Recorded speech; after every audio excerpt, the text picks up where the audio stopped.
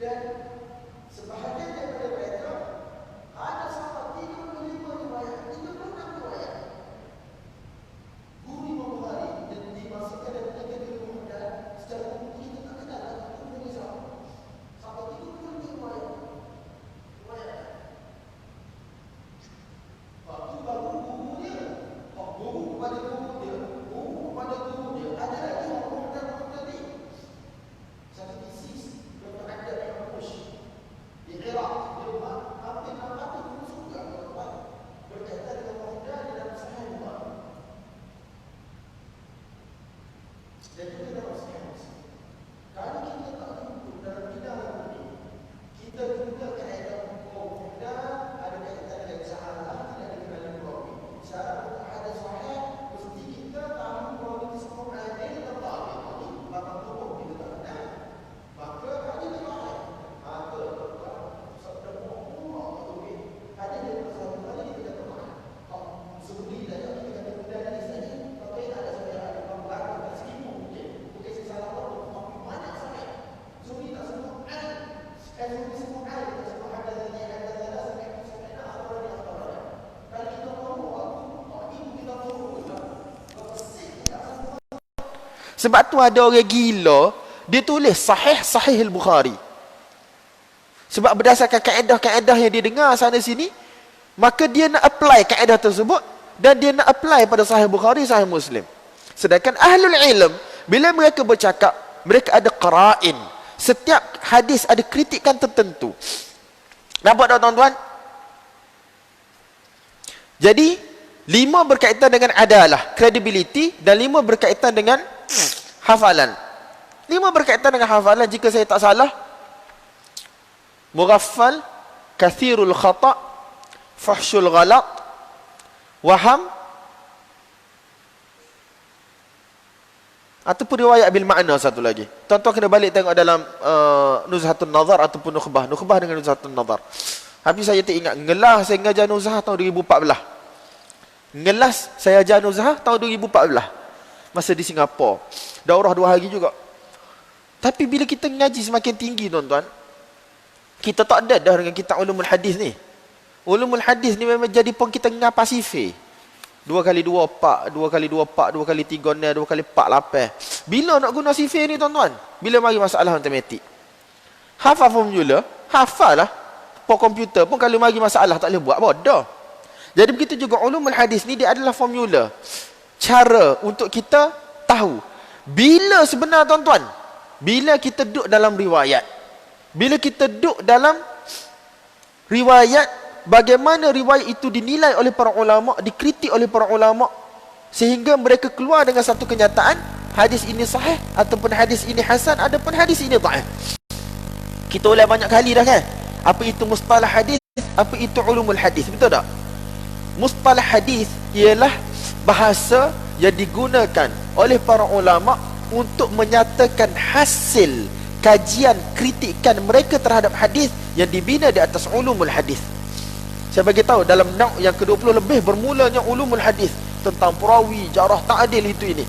Dan kebanyakan nauk yang 20 awal ni ialah mustalah yang mana digunakan untuk menyebut hasil kajian tersebut. Sahih ni gapo tuan-tuan? Apabila berlakunya kajian dan kritikan terhadap hadis, lalu pelbagai peringkat, tapisan, perbincangan, perbahasan, last sekali ulama kata hadis sahih. Jadi kita pun fahamlah hadis sahih ni ialah hadis yang mana lepas ulama kaji mengikut neraca ilmu yang pelbagai, tak cukup 5 syarat. Hadis hasan cukup 5 syarat juga, cuma dia punya darjah tu kurang sikit. Hadis dhaif salah satu ataupun lebih daripada syarat-syarat ini tak ada. Dan dhaif ni pun bukan satu peringkat saja, ada banyak peringkat dia. Nampak tak tuan-tuan? Itu adalah mustalahul hadis. Yang mana guru kami Syekh Tariq kata lughatul muhaddis, bahasa orang hadis. Nampak tak? Pukul berapa dah kita ni? Kita janji pukul 1 kan? Nak rehat 10 minit ke? Baru pukul 10.43. Tuan-tuan, antara hadis sahih dengan hadis hasan, apa beza dia? Ibnu Hajar dalam Nukhbatul Fikar, dia kata hadis sahih ni hadis yang mana diriwayatkan oleh satu orang perawi yang adil, Dhabit ni orang mana kuat hafalan dia, ataupun nanti kita akan jumpa dhab ni ada dua. Satu sama ada kuat hafalan dia, ataupun satu yang mana dia tulis hadis tu dalam kitab dan dia pelihara kitab dia. Tapi Ibn Hajar kata apa? Dhabit tamud dhabt, iaitu sempurna hafalan dia. Hadis hasan, in khaffad dhabtu, jika kurang sikit dia punya darjah hafalan, maka dia jadi hasan. Tuan-tuan rasa betul tak Ibn Hajar ya? Mesti tuan-tuan kata betul. Ibn Hajar kot Khatimatul Huffaz wal Muhaddithin. Tapi kalau kita terima Ibn Hajar tu kata, apa kerah pula Sahih Bukhari dan Sahih Muslim? Apa kerah pula Sahih Bukhari dan Sahih Muslim? Sebab ada perawi-perawi di dalam Sahih Bukhari dan Sahih Muslim dikritik oleh para ulama dari sudut hafalan mereka.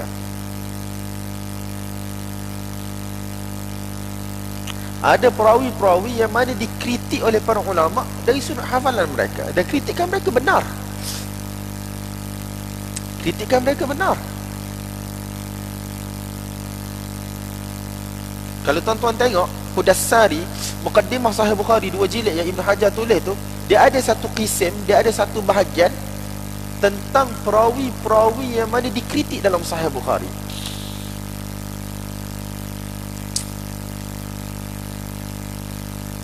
Kita orang ada satu subjek masa buat PhD di Jordan, dia panggil Al-Hadith Al-Muntaqadah fi Sahihin.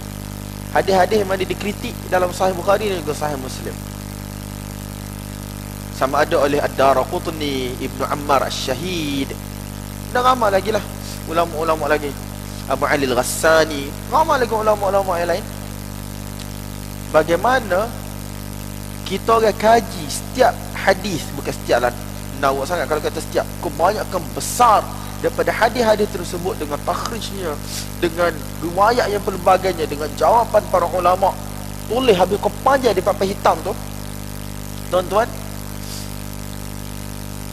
untuk tahu kritikan ulama dahulu berkaitan apa dan bagaimana, dan kritikan orang zaman sekarang berkaitan apa dan bagaimana. Sebab orang yang mana kritik Sahih Bukhari, Sahih Muslim, dia kata Allah, ulama dulu berkritik Bukhari Muslim. Imam Bukhari bukan maksum. Darqutni kritik, Ibn Ammar kritik, orang tu kritik, orang ni kritik. Tapi kritikan mereka macam mana tuan-tuan? Bagaimana? Kritikan kita bagaimana dan macam mana? Setelah kita kaji tuan-tuan hadis-hadis yang mana dikritik di dalam Bukhari dan Muslim, perawi-perawi dikritik di dalam Bukhari dan Muslim, kritikan tersebut ialah kritikan san'ah. Kritikan san'ah iaitu dari sudut benda yang seni, detail dalam ilmu hadis, bukan raddu riwayah, bukan menolak riwayat. Tidak ada matan pun yang mana ditolak oleh mereka.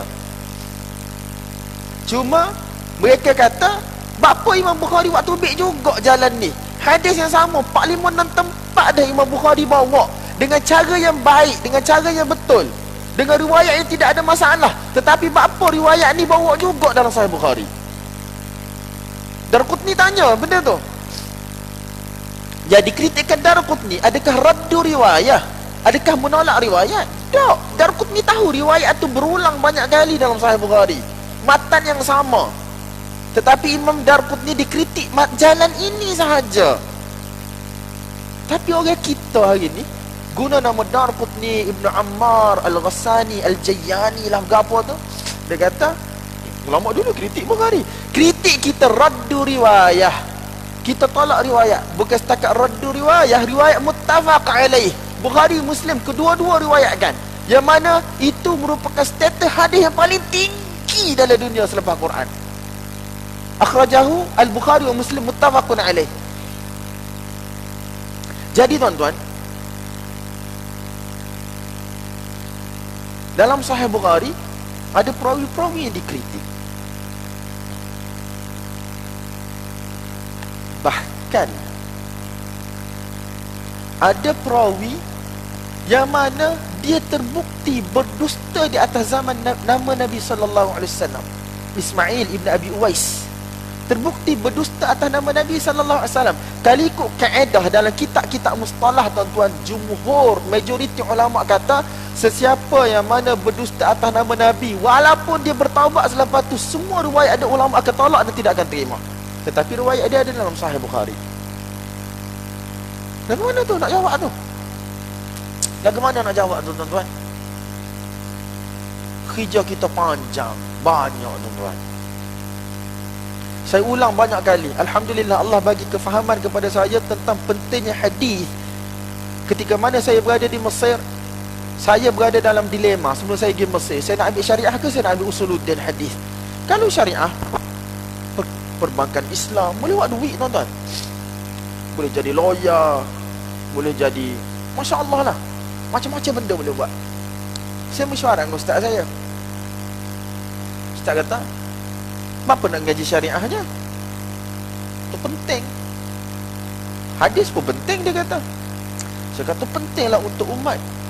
Ustaz saya kata, penting untuk umat ke penting untuk poket sendiri? Hadis pun penting untuk umat.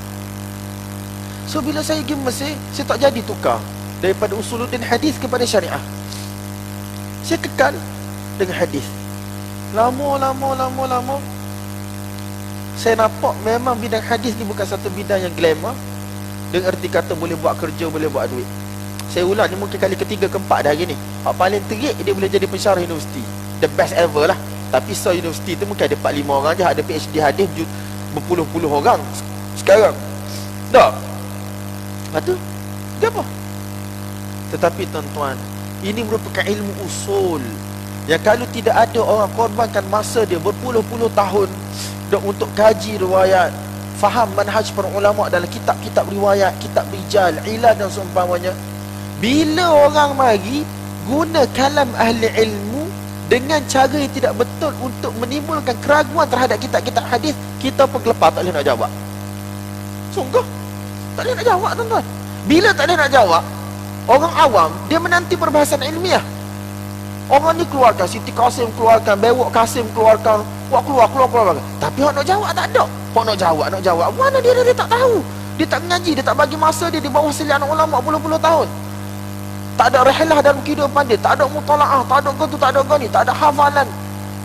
Jadilah kali dia tak jawab. Bila tak jawab, masyarakat awam yang mana memberi harapan kepada para ulama, mereka tunggu, tak ada jawapan. Lah sekali, anti hadis lah, tuan-tuan. Kau mana? Ingat nak jawab tu mudah-mudah ke? Ada diploma, BA, Master, PhD boleh jawab lalu? Tak, tuan-tuan. Tidak. Wallahi tidak. Letih lah. Sahihnya Hasan ni serupa ke tak? Atau kita tanya ni, serupa ke tak? Kalau guna ta'rif Ibn Hajar dalam Nukhbah Sahih Bukhari, banyak juga kena tahu. Dah tadi tahu dah, tadlis tahu dah. Patut saat ni dalam bab gapo kita nak tahu saat ni? Tak boleh ingat dah. Wahdan tahu, mari hak ni tahu. Dah tinggal gapo Bukhari. Tak ada kau sekarang tinggal. Tak ada gapo tinggal, tuan-tuan. Kalau Bukhari kena tahu, Muslim, Abu Daud, Tirmizi, Nasa'i, Ibnu Majah kena tahu. Tak tahu. Buang. Tahu, buang. Kalau hak ni kena buang, hak tu kena buang, hak ni kena buang. Tak ada gapo lah kita, tuan-tuan. Quran tak boleh nak aman. Laula sunnah lasta'jamal Quran. Kalaulah bukan kerana as-sunnah, Al-Quran ni akan jadi ajam, tidak boleh difahami. Nampak tak?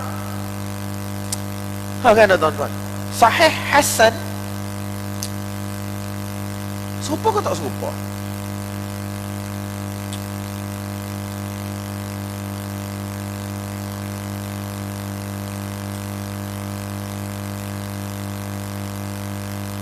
Ibn Hajar wa ghairuh, dia kata sebahagian ulama seperti Al-Imam Ibn Khuzaimah, Abu Bakar Muhammad Ibn Ishaq Ibn Khuzaimah 311 Hijrah meninggal.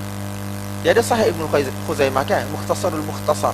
Sampai pada kita tak sempurna, ini sebahagian saja. Dan anak murid Ibn Hibban,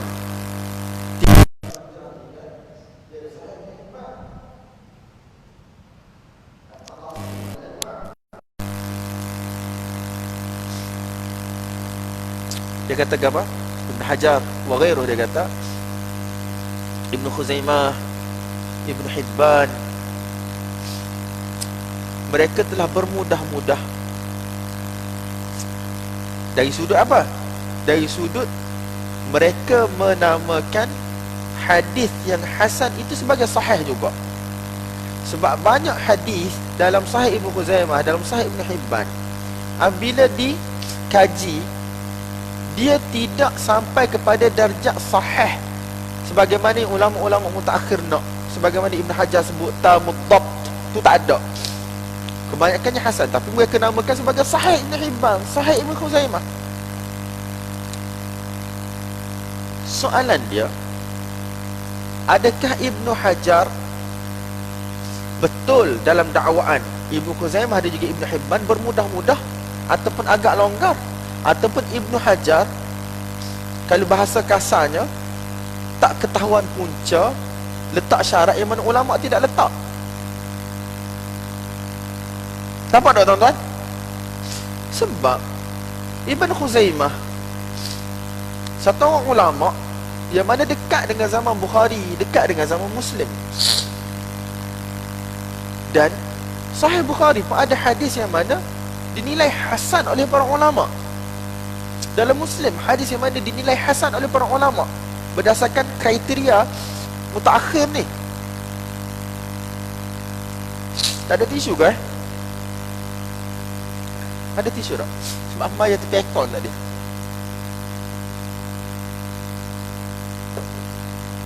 Jazakallah khairan. Man suni'a ilaihi ma'ruf faqala jazakallah faqad ablagha fi thana. Hadis tu sahih ke tak?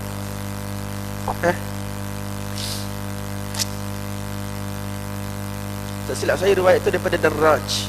Riwayat Darraj daripada Abil Haytham, daripada Abi Sa'id Al-Khudri. Ulama khilaf hadis dia sahih ke tak? Ada yang kata hadis dia dhaif, ada yang kata hadis dia hasan. Sampai ada buku khusus ditulis berkaitan dengan riwayat Darraj daripada Abil Haytham, daripada Abi Sa'id Al-Khudri radhiyallahu anhu. Saya cek mula. Saya sejalan dah saya riwayat ni dah. Kalau salah nak makan tak? Rehat mentah 5 minit. Dalam Ilal Ibn Abi Hatim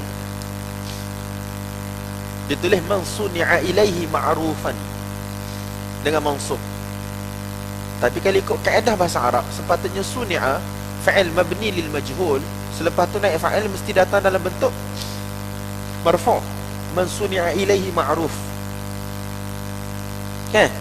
Tapi dalam Ilal Ibn Abi Hatim, man suni'a ilaihi ma'rufan. Saya hantar soalan itu kepada Syekh Tariq, bertulis. Saya tulis bagaimana yang ada dalam Ilal Ibn Abi Hatim. Tapi bila Syekh Tariq baca man suni'a ilaihi, dia berhenti seketika dan dia baca man suni'a ilaihi ma'rufun alal jaddah. Tapi saya tak rasa yang dalam Ilal Ibn Abi Hatim tu salah.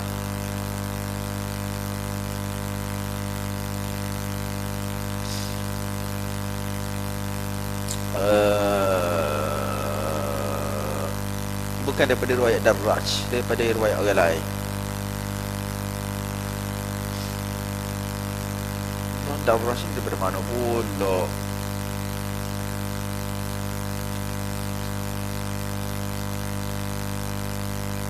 Wah. Tapi hadis tu dipertikaikan sebab tak silap dalam Ibn Abi Hatim berkata hadis tu batil. Balik cek mula. Benda cerita berapa tuan-tuan? Cerita 10 tahun lepas. Tahun 2008 punya cerita. Okey. Habis dah lah. Tunggu dulu. Sahih hasan ni. Aku tak ambat, aku tak win pokmu balik selagi pokmu tak jawab. Sahih dengan hasan ni. Sebenarnya tuan-tuan, pembahagian hadis di sisi ulama dulu, qismah mereka, pembahagian mereka ialah qismah sunaiyah. pembahagian dua sahaja, sama ada makbul ataupun mardud. Hadis itu diterima ataupun ditolak. Dan apa sahaja diterima, mereka akan letak di dalam satu kategori. Apa yang ditolak diletak dalam satu kategori. Tetapi still adalah level-level yang berbeza lah.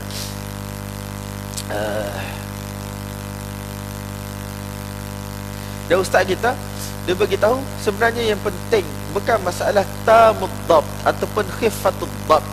Yang penting sekali ialah istiqamatur riwayah. Riwayat tu mustaqimah, riwayat tu betul. Walaupun dia mari daripada perawi yang mana mutakallamun fih, daripada perawi yang mana diperselisihkan oleh para ulama, yang ulama kritik, tetapi riwayat tu begitulah.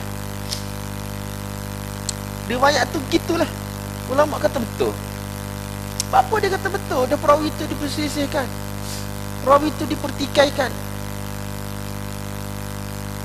Oh, kena tanya Imam Bukhari ya. Saya tak boleh jawab.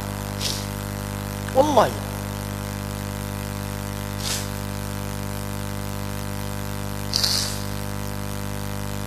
Kata hidung Tuan-tuan pernah dengar tak hadis man ada li waliyan?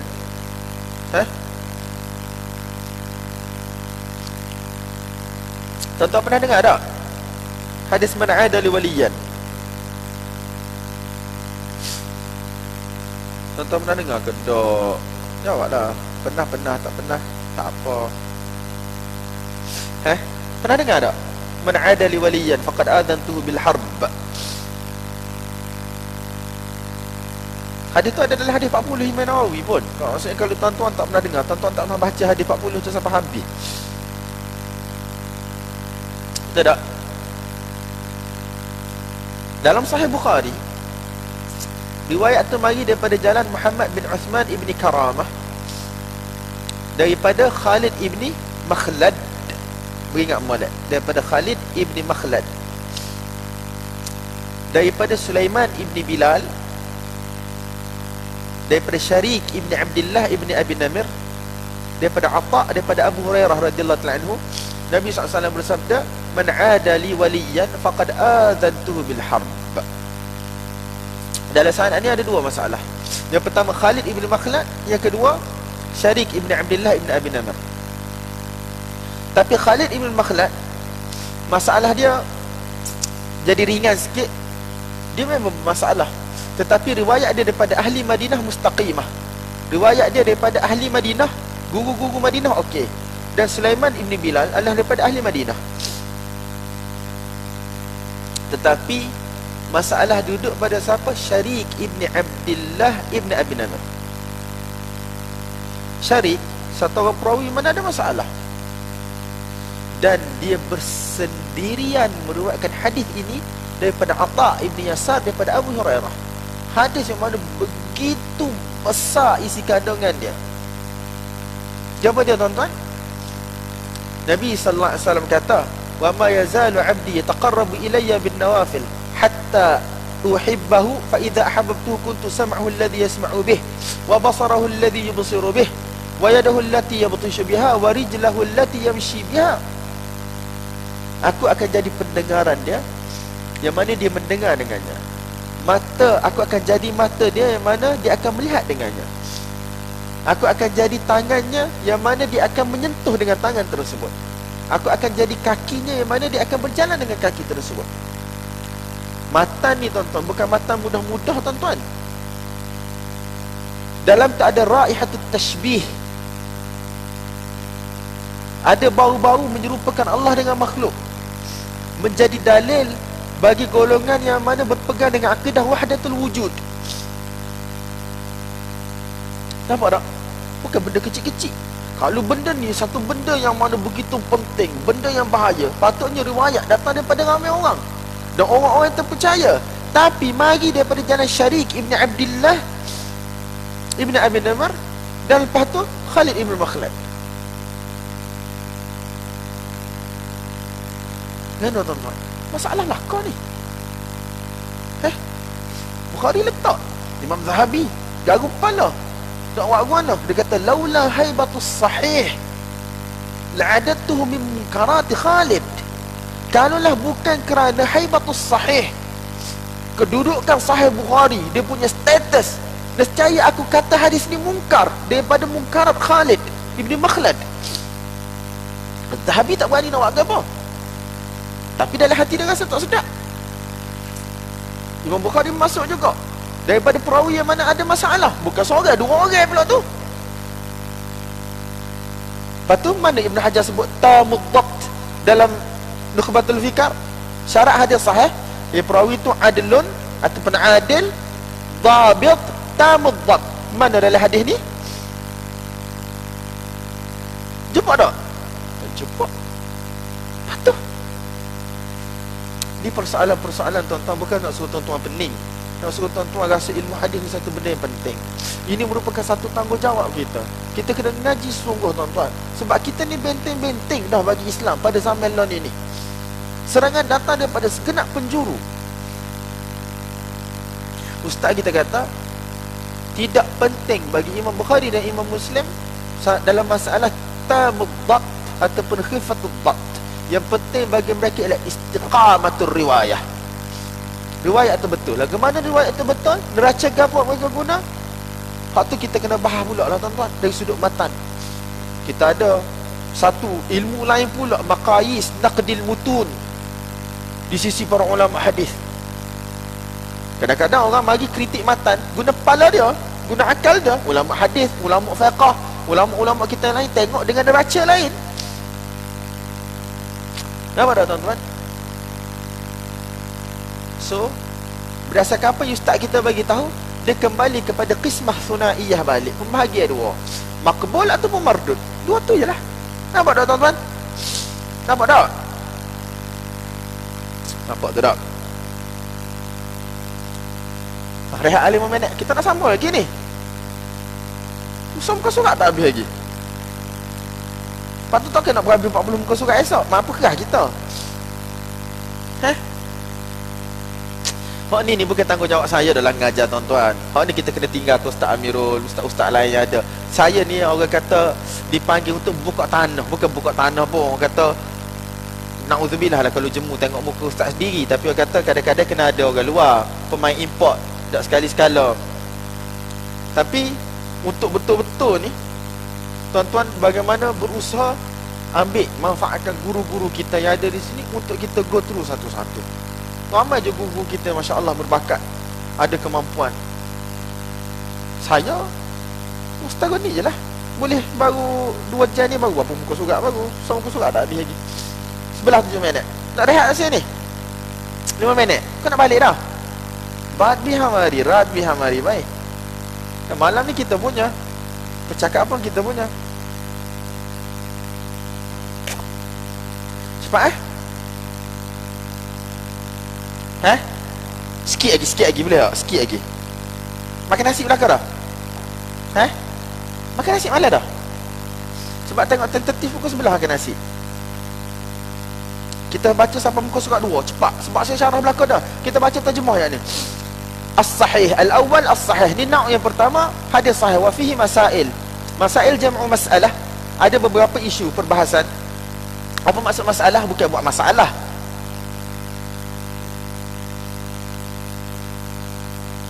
Masalah ialah al-qadiyah allati yustadallu laha fil ilm. Masalah ialah al-qadiyah, satu isu, allati, yang yustadallu laha fil ilm, yang mana perlu dibuktikan dengan dalil dalam ilmu. Itu maksud masalah. Masalah yang pertama, al-ula fi haddih. Haddihi ay fi ta'rifihi. Wahwa, apa wahwa tu? Ay was sahih, hadis sahih, ma, iaitu satu hadis ittasala sanaduhu, yang mana telah bersambung sanadnya, iaitu rantaian perawi tadi itulah, bil udulid dhabitin, dengan perawi-perawi yang adil. Bil udulid dhabitin, bukan pada setiap batch tu kena ada ramai perawi yang adil, tak. Keseluruhan rantaian sanad tu. Batch pertama seorang pun tak apa, batch kedua seorang pun tak apa, sebagaimana kita bagi tahu tadi.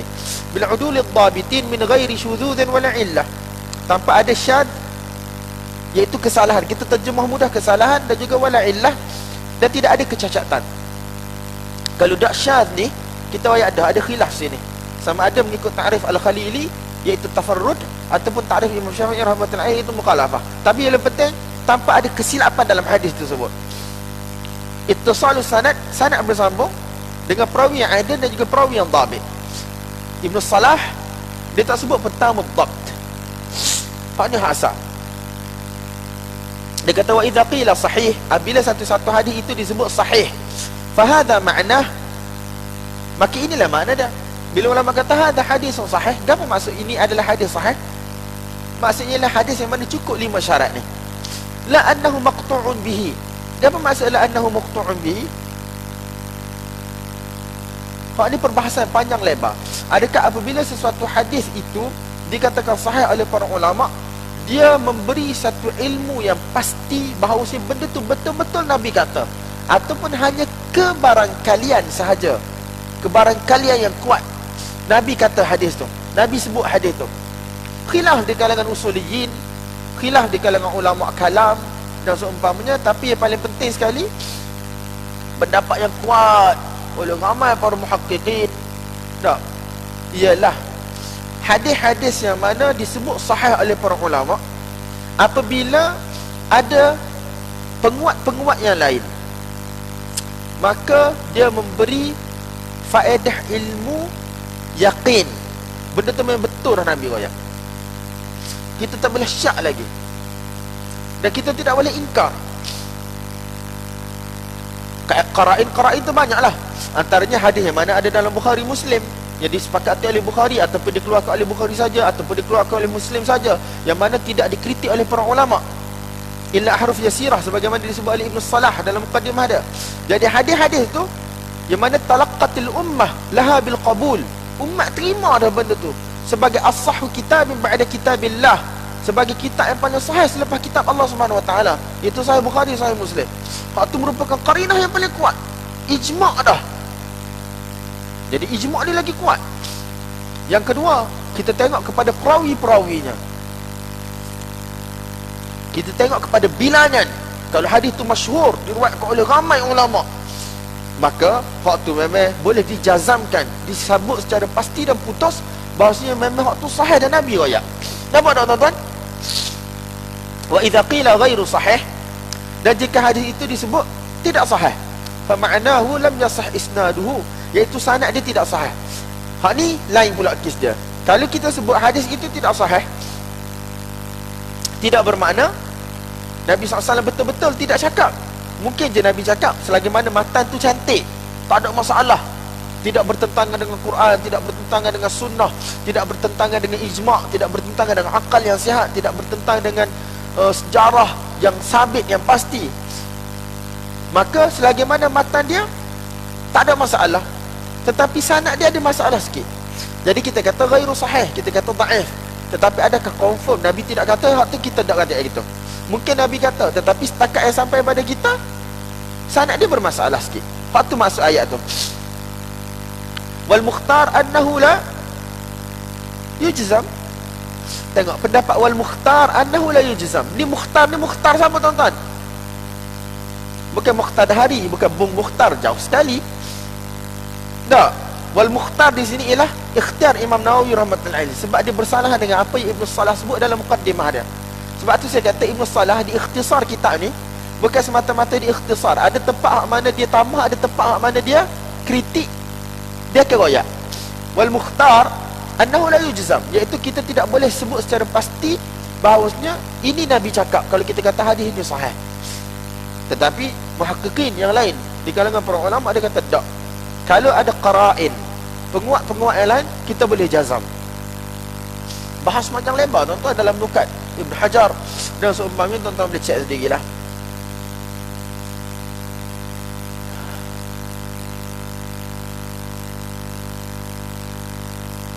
Ataupun masalah satu lagi di sini, tengok titik dia salah tu.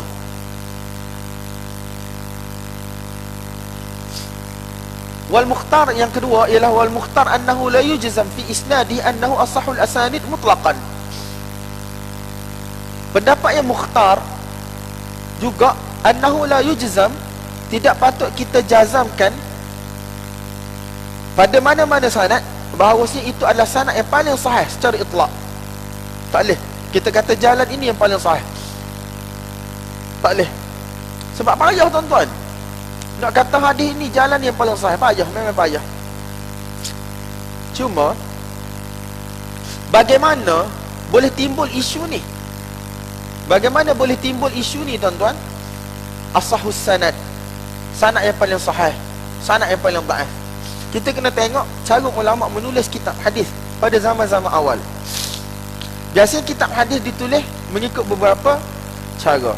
Cara yang pertama, sebagaimana kita tahulah, mengikut bab-bab fiqh macam Sahih Bukhari, Sahih Muslim, Sunan Abu Daud, Sunan Tirmizi, Sunan Nasa'i, Sunan Ibn Majah. Tetapi juga ada juga cara yang disebut sebagai masanid, dia ikut sahabat. Ikut sahabat, semua hadis sahabat tu diletak di bawah bab tu. Hadis Abu Hurairah semua diletak bawah tu. Hadis Abu Bakar semua duduk bawah tu. Hadis Umar semua duduk bawah tu. Nampak tak? Antara musnad yang masyhur ialah musnad Imam Ahmad.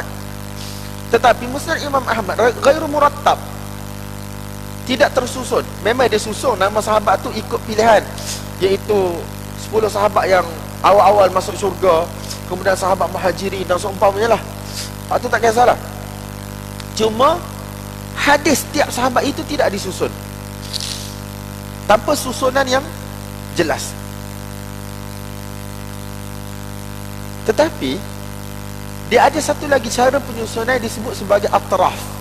Apa maksud atraf? Kalau tuan-tuan tengok kitab Tuhfatul Ashraf oleh Al-Imam Al-Mizzi, tuan-tuan akan tengok tadi kita ada sebut At-Tamhid, syarah Muwatta' Imam Malik oleh Ibn Abdul Bar, betul tak?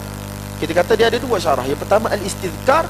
Al-Istidhkar mengikut kitab asal Muwatta', mengikut susunan bab dia, dan At-Tamhid mengikut syuyukh Malik. Mengikut siapa tuan-tuan? Mengikut syuyukh Malik, Imam Malik rahmatullahi alaih, iaitu guru Imam Malik.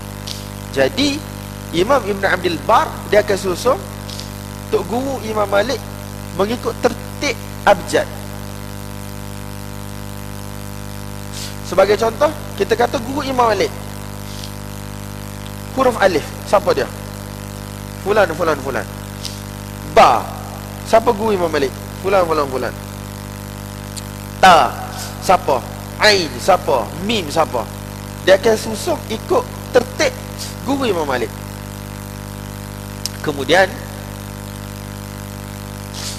setiap guru tu dia akan ada satu susunan yang baru pula.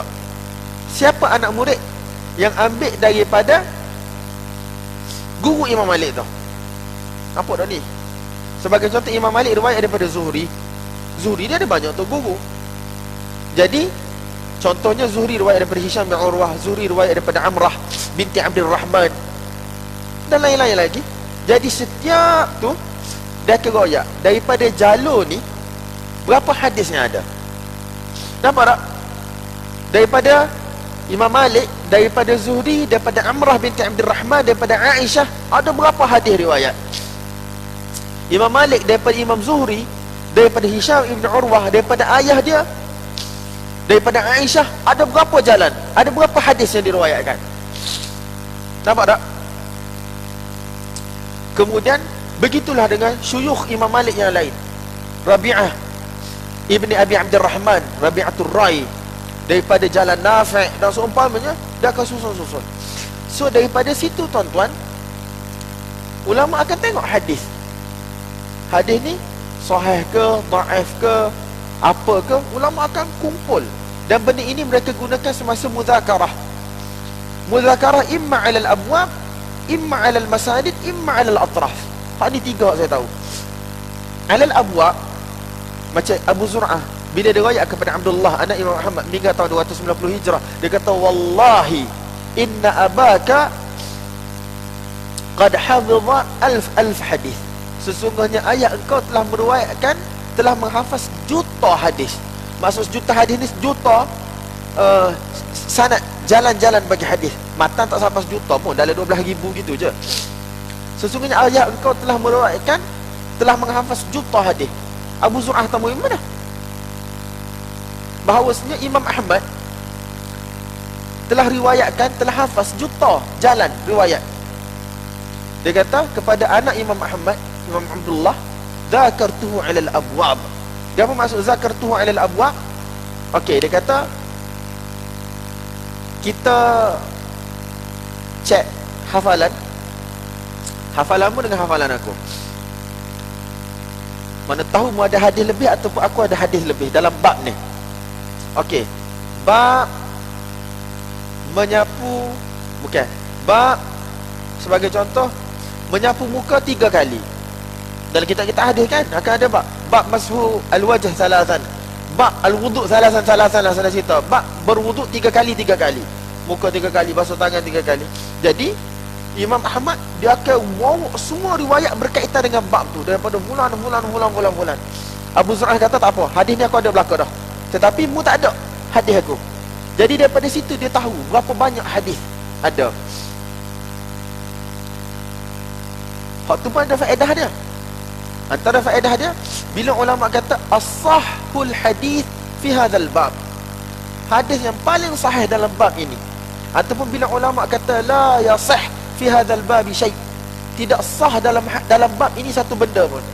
Jadi bila ada orang terkemudian mari diriwayat ada hadis yang sahih, hak tu tanda hadis tu muwallad, hadis tu lahir selepas kematian imam. Hadis tu maudhu', palsu, makdzub secara umumnya. Itu antara faedah dia, tuan-tuan. Yang kedua, alal masanid, iaitu mengikut para sahabat. Okey, hari ni kita muzakarah hadis Abu Hurairah. Imam Ahmad pun riwayatlah belaka hadis Abu Hurairah daripada hafalan dia. Abu Zur'ah dengar, Abu Hatim dengar. Tak, kalau ada salah ke, tegurlah. Itu cara dia. Jadi dia tahu dah Abu Hurairah berapa riwayat dia. Sebab tu Baqi Ibn Makhlad, hak saya cerita pagi hari tadi, hak berjalan kaki daripada Andalus untuk jumpa dengan Imam Ahmad, dia tulis musnad yang paling besar. Dan setiap selepas daripada musnad satu orang sahabat tu, dia akan royak berapa bilangan hadis sahabat tu hak wujud. Nampak tak, tuan-tuan? Kalau mari hadis lain yang mana dinisbahkan kepada Abu Hurairah, tidak ada dalam musnad Ahmad, tidak ada dalam musnad Baqi bin Makhlad, hak tu ada tanda masalah tu. Hadis tu muncul pada kurun-kurun selepas tu. Hak tu yang kedua. Yang ketiga, kepada tuan-tuan, mengikut syuyukh para ulama. Imam Malik, siapa tok guru dia, siapa anak murid tok guru dia, dan seterusnya. Dan ada berapa hadis. Hak ni muzakarah juga. Sehingga kan para ulama dia boleh royak sanad ini berapa hadis je hak mari melalui sanad tu. Ada sanad, kalau kita tengok, tuan-tuan, perawi dia thiqah dhabit, Masya Allah, kasyams fi rabi'atin nahar, seumpama matahari yang terang benderang pada waktu puncak tengah hari. Comel gila. Tetapi kita tengok dalam Ilal Ibn Abi Hatim, dia kata hazal sanad la yaji, majash, tak ada hadis mari dengan sanad ni. Tapi kita tengok dalam kitab-kitab yang mutaakhir ada hadis dengan sanad tu. Setengah ulama kata sahih pula. Sedangkan a'immatul hadis awal-awal, a'immatul ilal yang pakar dengan kecacatan hadis kata majash, la yaji, sanad ni tak ada hadis mari dengan sanad ni. Dia boleh royak sampai setahun tu. Sanad ni hanya 4 hadis je ada. Ajib. Ulama dia boleh royak Fulan bin Fulan masuk Baghdad pada tarikh sekian-sekian, dia jumpa dengan Fulan bin Fulan, dan dia hanya dengar 4 hadis sahaja daripada Fulan bin Fulan. Daripada mana, tuan-tuan? Mereka tahu hadis ni, setiap hadis ni ada nombor siri. Ustaz kita kata setiap hadis ni ada nombor siri. Sebagaimana handset, barang-barang elektronik ni ada nombor siri. Ada nombor siri. Saya pernah tulis dalam status Facebook saya masa saya duduk tengah buat assignment. Saya jumpa dalam Al-Kifayah oleh Al-Khatib Al-Baghdadi, tak silap saya Auza'i ataupun Sufyan Ibn Uyainah. Dia tengok satu orang syekh sufi meriwayatkan hadis. Dia ada lebih kurang 7-8 hadis. Kira sosok hadis orang ada berapa? Kira satu-satu, tuan-tuan. Hadis orang tu ada berapa, orang ni ada berapa. Lebih pada, saya tak tahu orang panggil Interpol, orang panggil apa nak jenis SB check. Kira sasa. Lama lepas tu Ibn Uyainah kat Auza'i, saya tak ingatlah dua nama tu. Auza'i 158, 157 meninggal. Ataupun 159. Allah, jeng sama, wafat, tak ingat sama. Ataupun Ibn Uyainah. Bila dia dengar Syekh tu meriwayatkan hadis, semakin bertambah bilangan hadis dia. Dan tidak diketahui dia ni rihlah dalam menuntut hadis. Sebelum ni duk kira-kira dia ada 7-8 hadisnya. Sebelum ni tambah dia jadi belah-belah dekat 20. Auza'i pergi ataupun Ibn Uyainah, saya tak ingat awak mana, so tuan-tuan cek sendiri lah. Mari mana hadis pula ni tambah ni? Atau tak ada. Syekh Sufi tu jawab agama. Dia kata haza rizqum minallah. Ni rezeki daripada Allah. Satu orang yang mana ghairu ma'ruf bittalaq, tidak dikenali menuntut ilmu, duduk dalam kampung dia. Sebelum ni dia ada 7 tu je hadis, modal dia tiba-tiba naik. Ma'ruf, ghairu ma'ruf bittalaq. Dia kata apa? Hadza rizqum minallah. Ini merupakan rezeki daripada Allah. Boleh cak mohon selalu. Kadzab, pendusta. Ulama kira sasa yang udduhu addan. Fulan ada berapa hadis dia? Kalau tambah mesti kena tanya lalu, daripada mana mu boleh hadis ni? Bila mu pergi cari? Bila mu jumpa fulan? Satu-satu tuan-tuan. Sebab tu Sufyan Ats-Tsauri dia kata, malaikat ialah penjaga wahyu Allah di langit, dan ulamaul hadis mereka adalah penjaga wahyu di bumi. Dia ada satu bab dalam hadis dipanggil mudraj, idraj. Satu perkataan yang mana bukan kata-kata Nabi dimasukkan sekali dalam matan. Hak tu pun ulama boleh waktu ubik. Hak tu pun, yang itu pun ulama boleh waktu ubik. Boleh kata ni kata-kata siapa? Ni bukan kata-kata Nabi, ni kata-kata Abu Hurairah. Ini bukan kata-kata Nabi, ini kata-kata fulan. Masa diriwayatkan orang salah dengar, riwayatkan secara serentak, padahal tu kata untuk guru dia. Itu perbahasan mudraj. Mudraj ni masuk, sama ada sengaja ataupun tidak sengaja. Satu perkataan tuan-tuan yang mana Nabi tak sebut, ulama hadis boleh keluarkan. Cuba tuan-tuan bayang, boleh dia orang nak mari bawa satu hadis palsu terus, dan ulama hadis tak boleh nak semak. Tak ada. Satu orang zindik yang rekod beribu-ribu hadis dibawa ke hadapan khalifah untuk dibunuh. Dia kata, membunuh aku. Bunuh, dia kata. Aku telah rekod beribu hadis. Aku sebarkan atas nama Nabi sekian. Kalau membunuh aku tak boleh nak ayat dah kamu lepas ni. Pak mana aku reka, aku mana tak reka. Khalifah kata, aina anta min ibni Warah wa Abdullah ibn Mubarak. Tak sedut rasa besar sangat agak. Muhammad ibn Warah, Muhammad ibn Ishaq, tak salah saya, ibn Warah, dan Abdullah ibn Mubarak ni min jahabizatil huffaz, ulama hadis yang khulanihi nakhlan, mereka akan mari tapis satu-satu dan akan buang. Yang mana bukan hadis Nabi, yang mana hadis Nabi.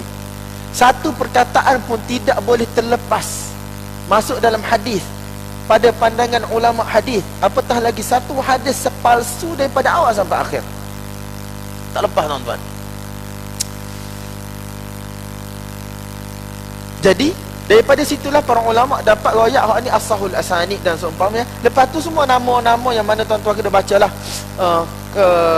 sejarah dia. Waqila as-sahuha az-Zuhri an Salim an abihi. Dikatakan sanad yang paling sahih az-Zuhri Muhammad ibn Muslim daripada Salim, iaitu Salim ibn Umar, Salim bin Abdullah ibn Umar daripada ayah dia Abdullah bin Umar.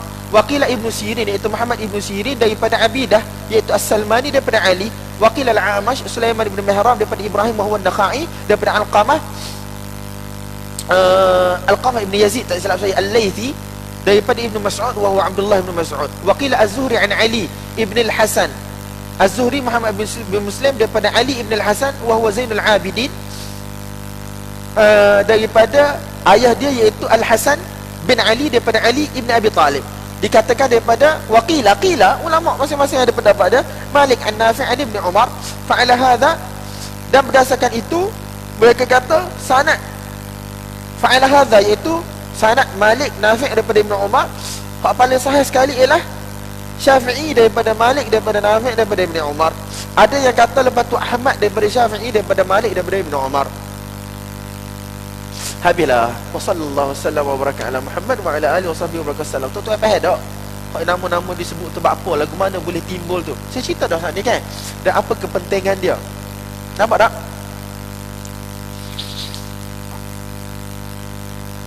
Cukup lagi setengah jam? Boleh minit lagi. Ada soalan? Bangun balik tidur molek, bangun mayawa, esok cergaskan badan. Kita tengoklah sejauh mana kita boleh baca esok. Aduh dah stres aku dengan pokmu. InsyaAllah. Sallallahu alaihi wasallam wa barakatuh Muhammad wa ala alihi wasallam.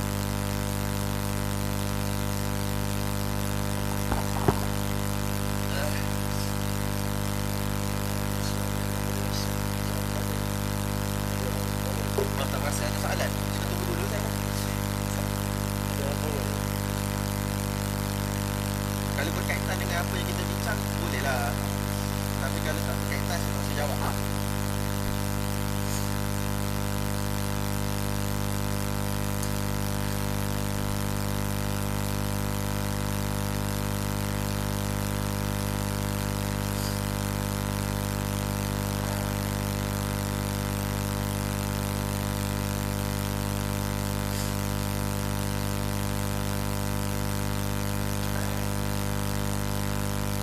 Soalan dia kata, saya terbaca pandangan terpencil dan berbeza dari tokoh hadis mutaakhirin iaitu Syekh Syarif Hatim Al-Auni mengenai Ibn Salah di dalam karyanya Al-Manhajul Muqtarah li Fahmil Mustalah. Di halaman 219 karya ini, beliau mengungkapkan bahawa Ibn Salah merupakan tokoh hadis mutaakhirin yang telah membawa fikrah perkembangan ilmu mustalah al-hadis yang dianggap memberi risiko terhadap sunnah dan ulumnya. Memberi risiko, maksudnya bahayalah. Misalnya perbuatan talkhis, iaitu meringkas yang dilakukan oleh Ibn Salah telah mengubah madlulat petunjuk istilah-istilah hadis di sisi ulama. Contohnya Ibn Salah telah mendefinisikan istilah illah dengan maksud ibarah an asbabin khafiyyatin ghamidah qadihatin fih, iaitu illah ni apa? Satu benda yang mana mencacatkan hadis, benda yang mana begitu payah, benda yang mana begitu kecil, seni, tak nampak gelih kecuali oleh pakar-pakarnya, yang mana akan memberi kesan kepada hadis. Sedangkan menurut istilah muhaddisin, illah ditakdirkan dengan maksud lebih luas, iaitu lil illatil iaitu al illatul khafiyyah wal zahirah wal qadihah wa ghairul qadihah. Illah ni umum, lebih luas daripada apa Ibn Salah sebut. Jadi apa Ibn Salah sebut tu, restriction dia tu telah menyebabkan bahaya. Ibn Salah bukan sahaja dikritik kerana mengubah maksud istilah, bahkan beliau dikritik kerana menyandarkan fikrah tersebut atas nama muhaddithin. Jadi tuan-tuan, setiap seorang dia ada pendapat dia. Dan kata-kata Ibn Salah bukan wahyu, kata-kata Syekh Auni juga bukan wahyu. Ada pro dan kontra.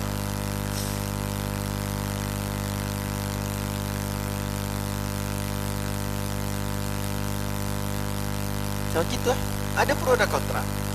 Jadi jawapan saya memang orang takkan suka sama bila-bila. Kalau kita pelajar mubtadi, iaitu yang baru, kita ngaji dulu ulum hadis mengikut tertib ulama kita.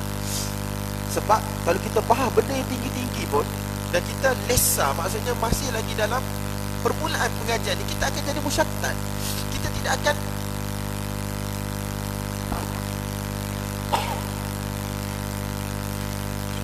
terarah.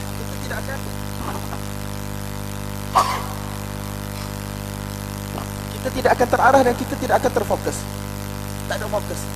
Setiap buku kita baca dengan rasa tidak yakin dengan apa yang ada di dalamnya.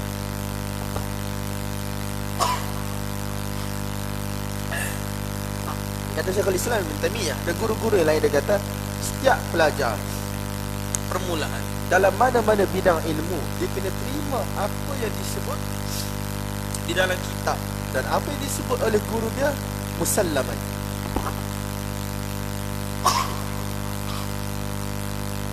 Apa maksud musallaman? Dia kena terima tanpa perbincangan. Dia kena terima dulu. Kalau tak, dia tidak akan ke mana.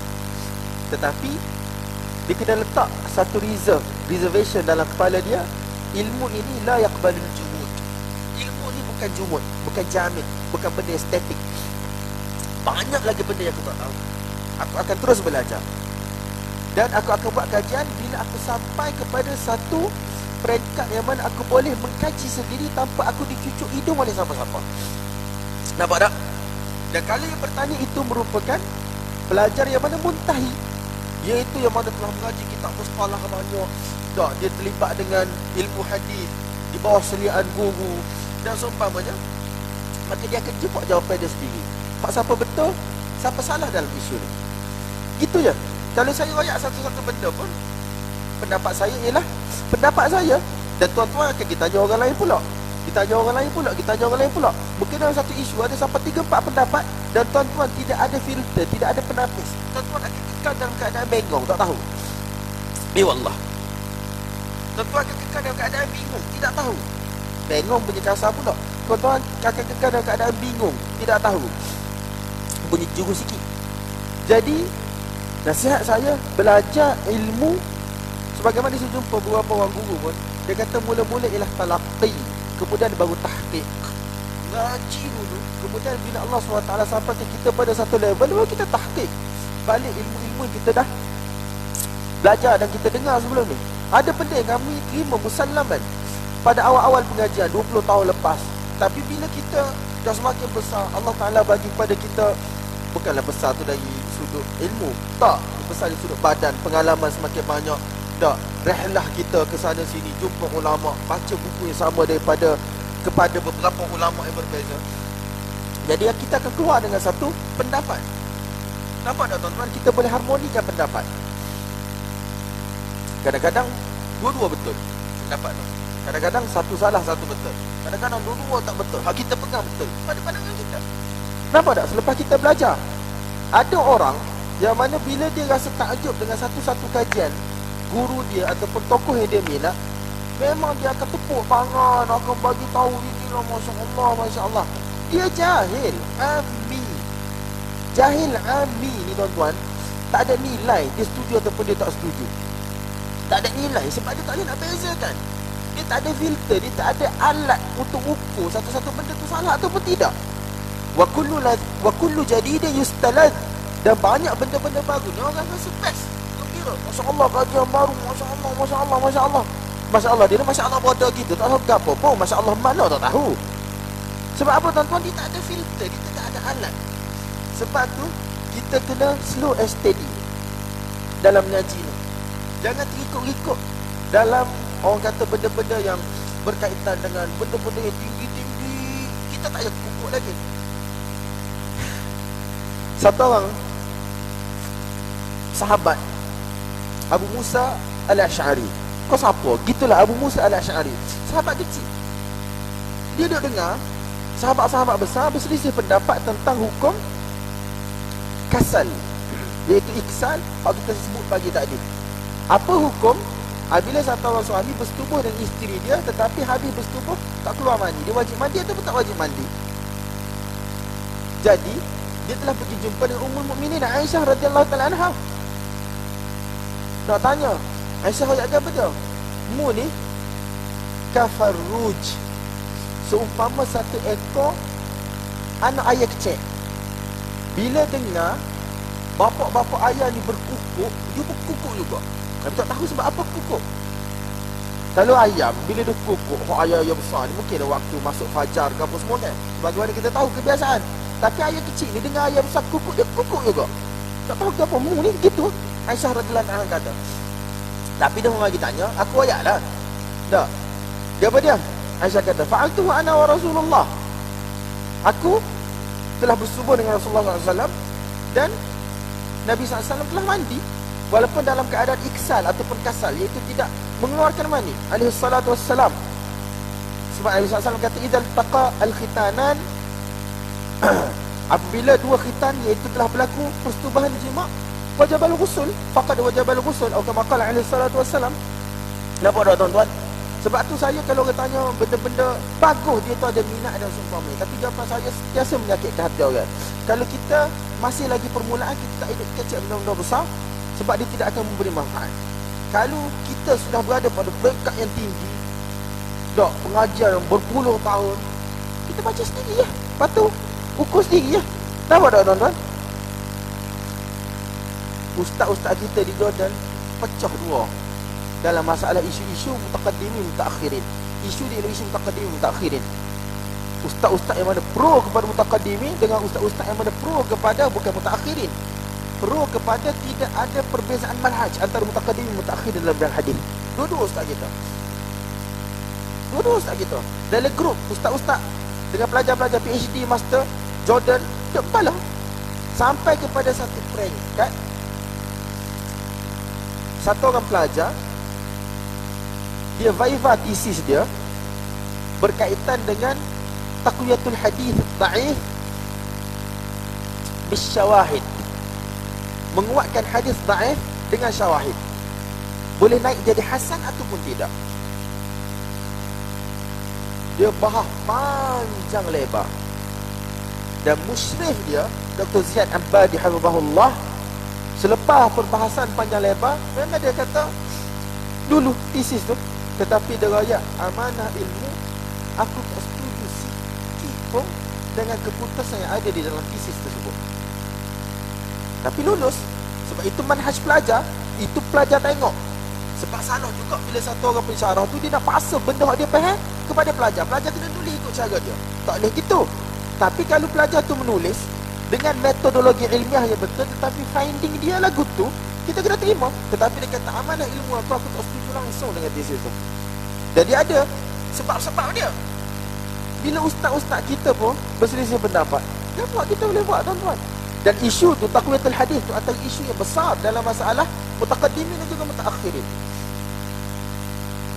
Bahkan saya tulis assignment saya bagi kepada Dr. Basim Faisal Al-Jawabirah tentang taqwiyatul hadis dan perkaitannya dengan istilah hasan dalam Sunan Tirmizi.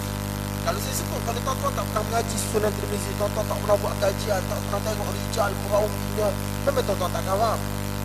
Lebih kurang 70 muka surat. Saya punya assignment, pilih-pilih baru tu tuan-tuan. Guru kami kata 1/3 bahkan lebih hadis di mana Imam Tirmizi rahmatullahi alaih kata hasan gharib bertemu perawinya pada syuyukh Bukhari dan juga syuyukh Muslim. Tapi ada orang kata maksud hadis hasan di sisi Tirmizi ialah Imam Tirmizi kata hadis tu dhaif. Ada juga kata gitu. Dia kata hadis tu dhaif. Bila Tirmizi kata hasan, maksudnya dhaif. Tirmizi sendiri nak kata dhaif. Ada juga orang kata gitu. Betul? Kat mana kita nak dengar tuan-tuan? Kita boleh dengar je lah belakang. Tapi kalau kita tanya guru-guru yang pelbagai, akan ada pelbagai jawapan berdasarkan hasil kajian masing-masing. Jadi kita tidak boleh memilih satu kajian ataupun satu keputusan kecuali dengan kajian kita sendiri. Saya bagi tahu tadi, al-mailu ma'al hawa wat tarjihu ma'ad dalil. Kecenderungan biasa ikut hawa nafsu. Aku nak pilih hak ni lah sebab aku sayang ustaz tu, dia bagi dia kat aku. Ustaz tu pegang tak senyum. Patut dia panggil al-mailu ma'al hawa. Kita cenderung berdasarkan hawa nafsu.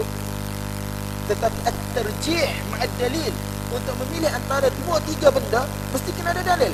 Dan bagaimana kita boleh tarjih kalau kita tidak ada kemampuan untuk mentarjih? Dapat tak tuan-tuan? Maaflah kalau tidak menjawab soalan. Soalan ni ditanya pada saya sejak 10 tahun yang lepas dan saya boleh jawapan serupa sampai kali ini. Wallahu a'lam bis-shawab. Boleh balik sallallahu alaihi wasallam wa baraka ala Muhammad wa ala alihi wa sahbihi wa baraka wasallam. Mungkin tuan-tuan tak kenal pun siapa Syekh Hatim Auni. Jangan royak tak kenal Ibn Salah sudahlah.